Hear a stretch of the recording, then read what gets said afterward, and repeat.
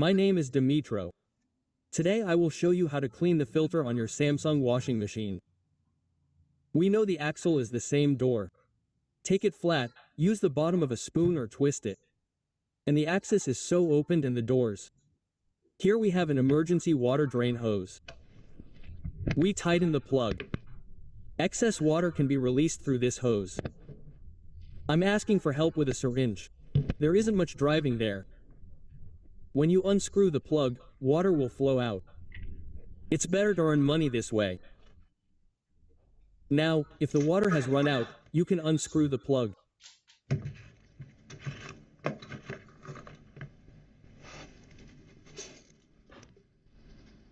It's very clean here. It's amazing that this cotton didn't have any smudges.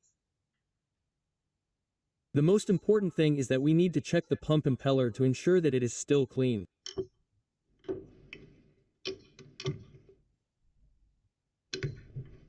I make sure to wipe the place so that the cork is firmly sealed so that the cream does not get lost there and water does not flow. The filter can also be wiped and inserted into place.